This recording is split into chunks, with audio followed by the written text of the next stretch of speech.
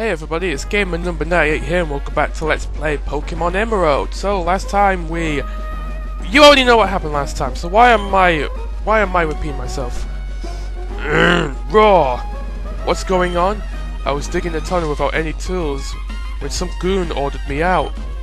That tunnel was filled with Pokemon that react badly to loud noises. They could cause an uproar.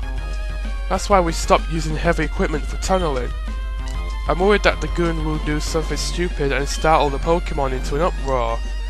Yeah, he's talking about this cave over here, but before we go that way, we want to take a bit of a detour this way with our new HM slave. Trainer tips. Your bag has several pockets. Yes, several pockets is convenient. You got the pocket for condoms, you got the pocket for lubricant, you got the pocket for gloves? I don't know. Oh man, I want that item over there. Wait. Yeah, no, we're not good. Now we are. Here we go, double battle. And in this part, there's something I just kind of want to discuss.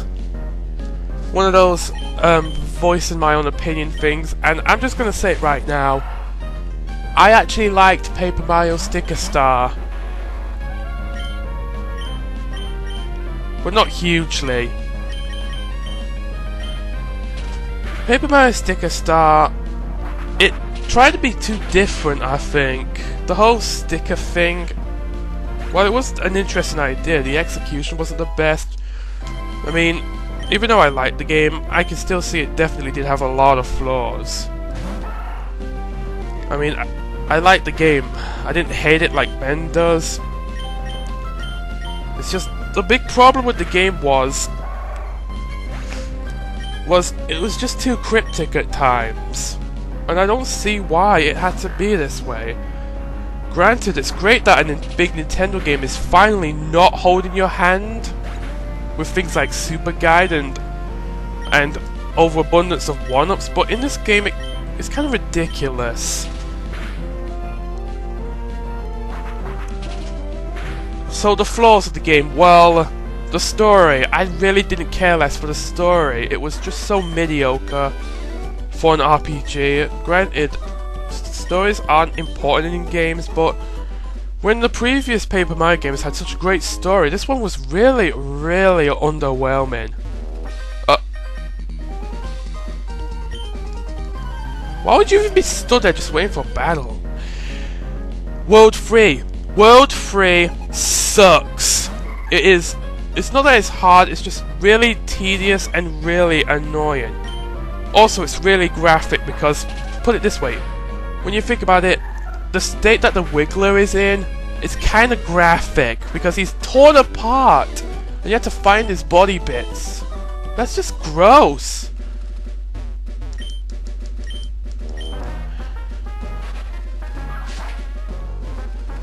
Okay, these are Chesto berries here. But in my eyes, probably the worst thing about Paper Mario Sticker Star were the boss fights. The boss fights sucked. Not because they were hard, not because they were uninspired. It was because they were a puzzle. But a badly implemented puzzle. Because in the boss fights, you have to use a very specific thing sticker in order to exploit a weakness, but the actual sticker that you need to use, it's not made obvious at all. It is something very unobvious at times. The World 1 boss stumped me because I was doing so little damage to it. I still beat it on the first go because I was just lucky, I guess. But you're supposed to use the scissors, but at that point I didn't know you could backtrack to get things again. I didn't know this, so frankly I got stuck. The World 2 boss wasn't too bad because it was by that point that I decided this game needs a guide.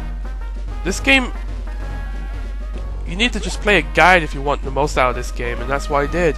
I started playing along with a guide at some points. Like before I get up to a boss fight, I would look up which sticker I would need, so it made it a little less painful for me. So the World 2 boss wasn't too bad.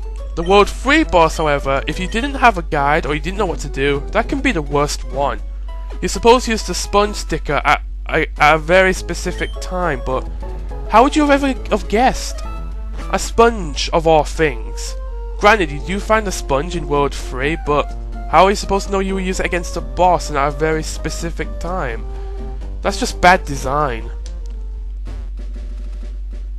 The World 4 boss is either really hard or really easy. It's an ice-based boss, so I didn't struggle with it at all. Wait, are you? Oh, I did battle you once, okay. The World 4 boss is really easy as long as you have a lot of heat-based things. So that boss ain't too bad. The World 5 boss is also not too bad because it's actually the only boss in the game where you don't need a specific thing sticker to exploit a weakness. You just get limited on your actions. But the World 6 boss the final boss is by far the worst for it. You need multiple thing stickers for it. And they're also not very obvious. Oh, what am I to do? We were on our walk. Pico and I, when we were jumped by an odd thug. The scoundrel made off with my darling Pico. Pico! Oh, Pico! This is Rust Turf Tunnel and it's misty. What? Are you coming? Come and get some then. Hey! Yeah! Keel haul it all! That hostage Pokemon turned out to be worthless. And to think I got a getaway in this tunnel to nowhere. Hey, you! So you want to battle me? Yeah, I see. Why not, huh? The final boss sucked so much. It was kind of anticlimactic, and the fact they needed multiple thing stickers, but how are we supposed to know going into the fight? The only way you're going to do it is if you go into the fight. No, but even then you won't know. How did it miss? Oh yeah, sand attack. Derp. All I can say is, I think I enjoyed Paper Mario Stick Star that bit more because I was playing with a guide. It's what you would call a guide game. It's more enjoyable if you play with a guide. It's kind of like some of the old games on the NES where they were kind of cryptic at times, like Castlevania 2, the first two Zelda games even. Those were definitely guide games. This is plain not right. The boss told me this would be a slick and easy job to pull. All I had to do was steal some package from Devon. You want it back that badly? Take it. Make sense?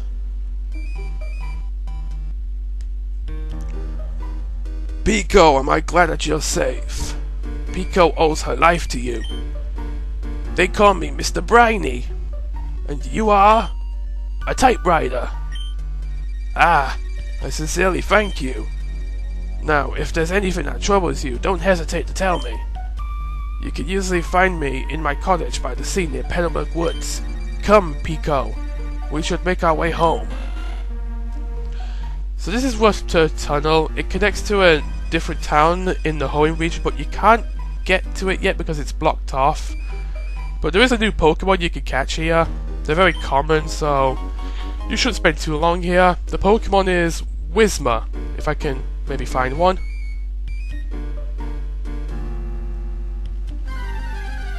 About time. Yeah, here we go, Whismur. This is a normal type Pokemon, and it has the ability Soundproof, which blocks all sound-based attacks like Supersonic, anything that uses sound. Basically is invincible against sound-based attacks like Supersonic, all that stuff. And this cave is full of them. It evolves into Loudred, where it gains a completely different color scheme it goes from pink to blue, and then it evolves into X-Bloud, which has a pretty good move pool actually. It's quite a decent normal type. But other than that, nothing too amazing. Oh, he's moved out the way. That means I can go inside. But why would he want to block his house? Just because...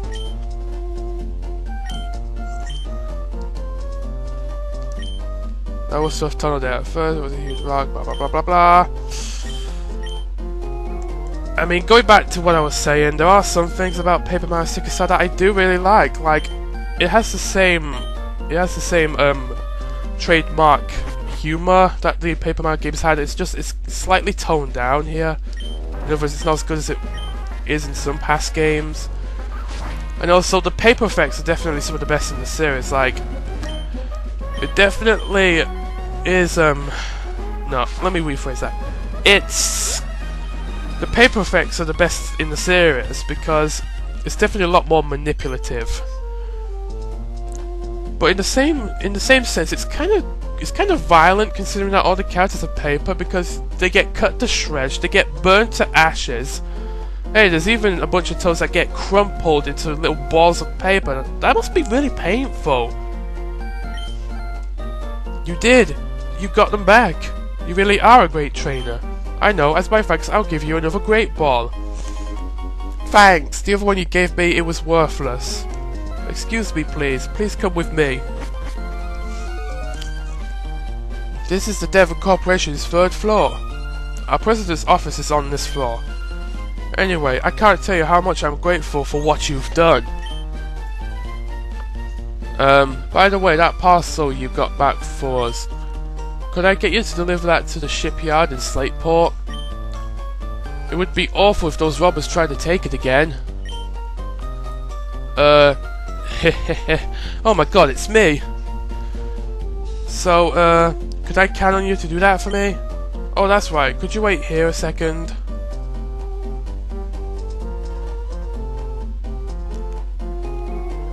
Our president would like to have a word with you. Please come with me.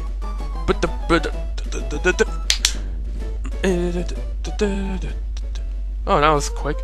I'm Mr. Stone, the president of the Devon Corporation. I just got word about you. You saved our staff not just once, but twice. I have a favor to ask of an amazing person like you. I understand that you're delivering a package to Slateport Shipyard. Well, on the way, could you stop off in Duford Town? I was hoping that you'd deliver a letter to Stephen in Duford. We got the letter! We can put it in our delivery bag and send it to Prince Kamal. Oh, wait, one game. Now, you should know that I am a great president. So, I'd never be so cheap as to ask a favor for nothing in return. That's why I want you to have this. We got a Pokénav. That device. It's a Pokemon Navigator, or Pokénav for short. It's an indispensable tool for any trainer on an adventure. It has a map of the Hoenn region. You can check the locations of Duford and Slateport easily. By the way, I heard that sinister criminals, Magma and Aqua I believe, have been making trouble far and wide. I think it would be best if you rested up before you go on your way. Oh, thanks! Convenient. Well then, Gavin, go with caution and care. Okie dokie. It's a collection of rest. Oh, yay, stones! Stones are boring. We're developing a device for talking with Pokemon. We've had a much success. Yabba yabba! Oh, this guy's actually pretty important later on in the series. I'm trying to develop a device that visually reproduces the dreams of Pokemon, but it's not going well. Yeah, that would actually become the Pokemon Dream World later on. Hi there, you're always welcome here. Yeah, thanks. And then welcome. We're proud to produce by the bear. Okay. Stalker! I've been developing an added feature for the Pokénav, and it turned out great. I added a new feature called Match Core to your Pokénav. Using the match call feature, you can chat with people who are blah blah blah blah. Huh. Well, now we're finally having a look at our Pokénav, and the game paused on its own, by the way, back there. So the Pokénav, they kind of give it you a little late in this game, but here we go. Oh, really? I can't. Oh, fine, match call. So here's match call. Okay. Oh, since you're calling me, the Pokénav must be working properly. Other people will be registered, so try calling them too. Good, good, you seem to be quite happy. How could I know that? It's because I'm looking down at you from my office window. Wahahaha! See you again.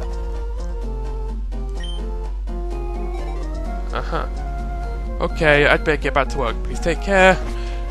Let's go back to the Pokénav so I can explain it more. So you got the Hoenn map, which is what it is. It's a map of the Hoenn region. You can even zoom in here. So we need to go to Doofer Town, which is all the way down here on this little island, and Slateport City is this way. We'll be making quite a long stop at Doofer Town because that's where the next gym is. Here's Vendenturf Town, which is on the opposite side of that tunnel we were at before. And blah blah blah. Condition. Now this won't make much sense until a little later on in the game, and by a little, this is Emerald, so it'll be a lot later. Match call is your way of rematching trainers, which is something I can't believe they removed from Black and White.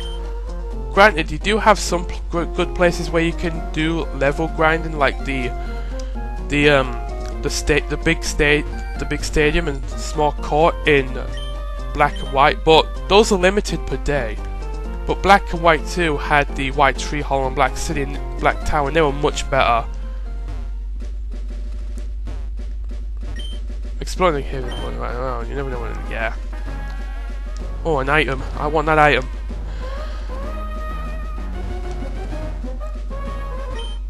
Oh, and don't get me started with the whole. Of course, you can rematch trainers in Black and White 2. You can rematch the Pokemon breeders. No, that was a stupid thing because they are forced fights every time you leave the area and come back.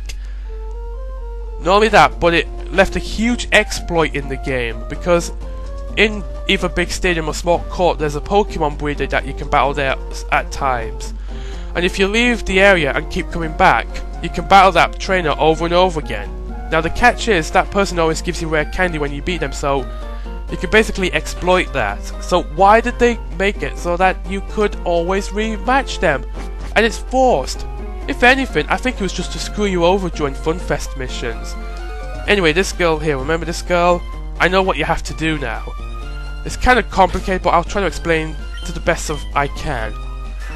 Basically, it's a very, very secret thing where there's this specific website you go to. It's on that German Pokemon site, Philb, or however you pronounce it. Basically, what you have to do is you get your ID number here, you put it into the site, and you can actually choose what you want from it. What you get out of this is a code.